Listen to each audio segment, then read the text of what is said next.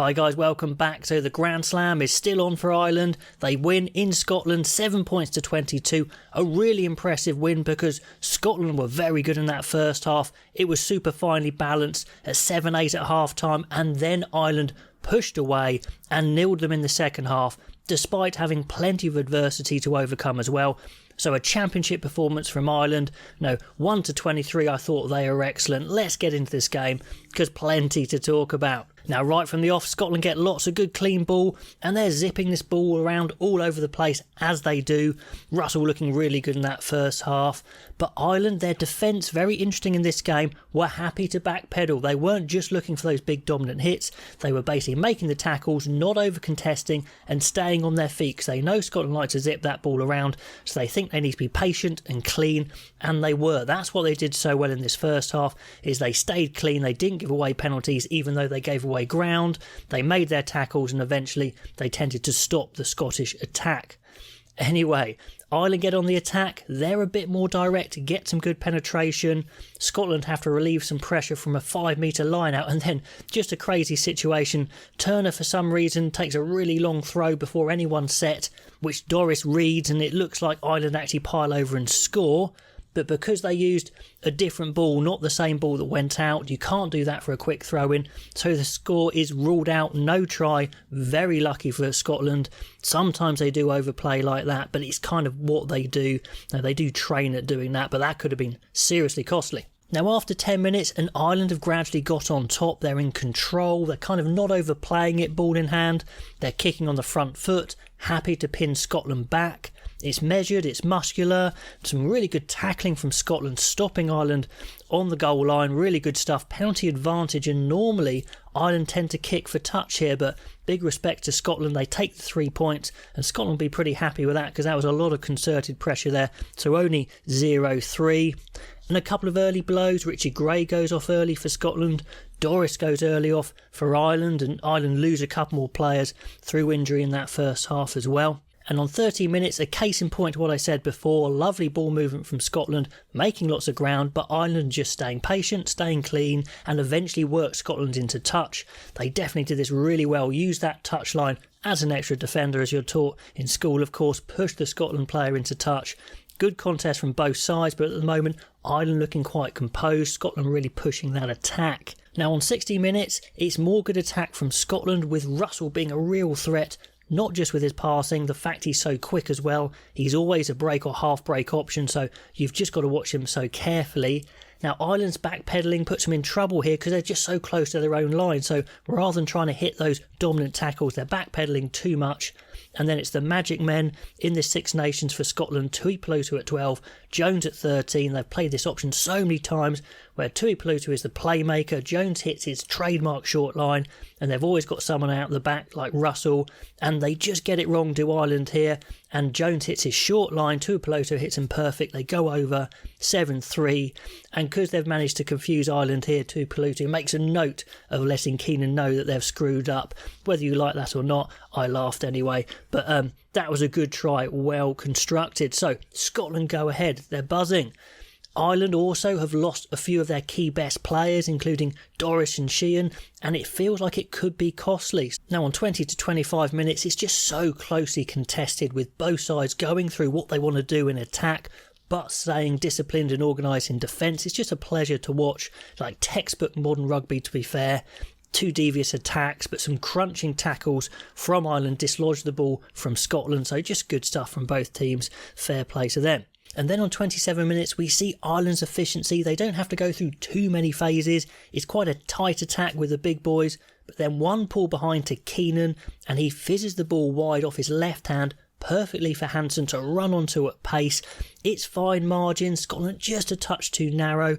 Van der Merwe nearly makes up the ground, but Hansen does ground it, so good try there, 7-8. Then on 29 minutes, the most exciting phase of the half. Just crazy stuff with Russell on a lovely loop, taking the ball right to the face, nearly putting Van der Merwe in, but Ireland win the penalty. Then off the line-out, resulting line-out, they put Lowe through a gap, and he holds through, and just like that, in a couple of minutes, Scotland are on their own line.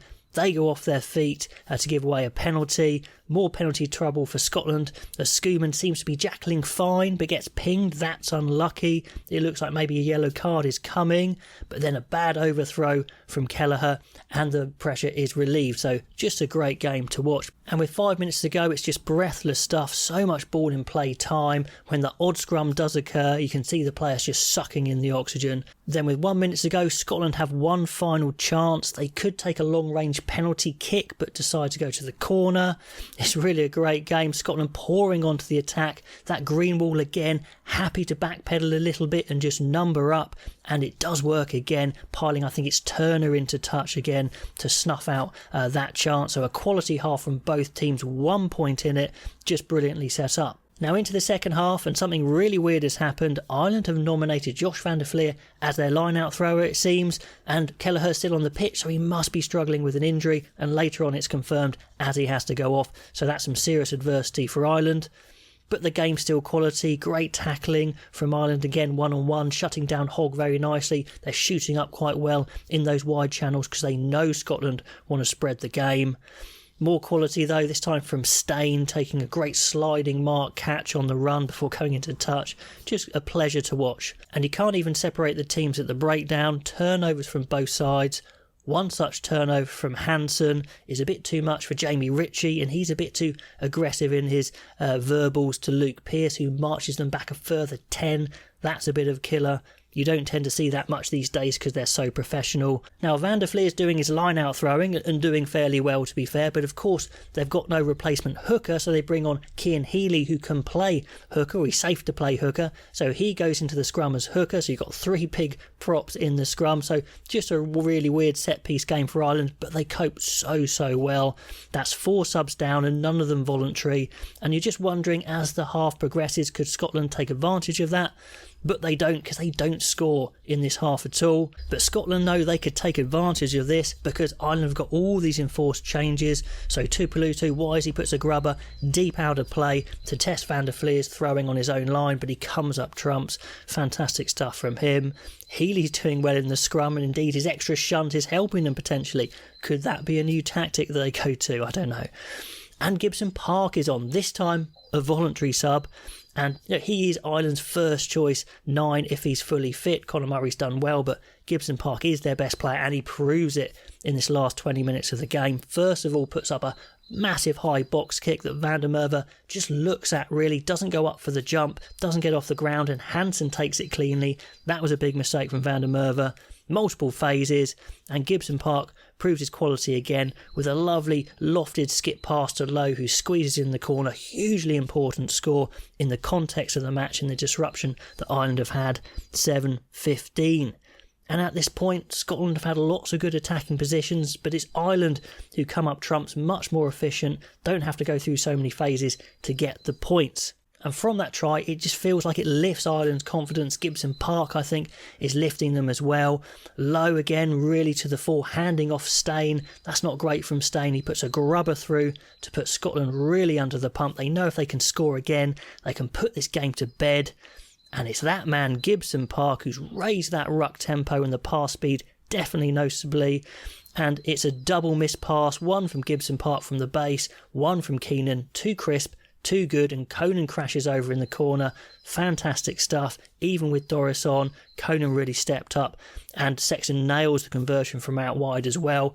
That was a really good play there. So 7-22 just takes the wind out of Scotland's sails, and they start to look more frenetic, definitely less planned in attack now, really taking their chances, and Ireland are just numbering up, scragging their men, not missing those tackles. But a needless push on Russell does give Scotland a good position, although Russell does fall over rather easily, I would say there. But anyway, they get the penalty, but Scotland lose that vital line out, and with only 50 minutes left, that game is slipping away. So they really start to panic, I believe, there. And then Fagerson, I think, just throws the most wild forward pass you've seen, and it just feels like the wheels are starting to come off. More good news for Ireland as a return for Robbie Henshaw as he comes on for Aki at 12. And again, I think Henshaw is probably a slightly better player than Aki when fully fit. So with Gibson Park back and Henshaw back, that's useful, even though Ireland did lose a lot of players from this game. So swings and roundabouts there. And again, that Cian Healy inspired scrum doing really, really well, shunting Scotland back. It just feels with 10 minutes to go like they've broken Scotland now. They pour forward on 70 minutes with purpose, coordination, happy to suck up possession, in no rush, just grinding down the clock. It's not looking good for Scotland, but also bad news for Gary Ringrose, who gets his head on the wrong side in a tackle of Kinghorn. Kinghorn does nothing wrong, but a nasty head knock. Looks like his neck's in a bit of trouble as well as he goes off on a stretcher. It's a thumbs up from Ringrose, but it doesn't look good, and I'm sure he'll be missing next week's Grand Slam decider game. So big blow for him and Ireland, although they do get Henshaw back, who could well go to 13 if that is the case. 5 minutes to go. Scotland have got no choice but to go from deep, and like most of the match, Ireland just backpedal, keep their numbers on their feet, make the tackle, and again push the player into touch. Definitely been a decisive tactic for Ireland that has paid off. Finally, Scotland seem to get to grips with the fact that Van der Fleer is only going to throw fairly short, but that's too late. Looks like James Lowe might have released Gibson Park. The pass looks forward to me, but anyway, Gibson Park goes through.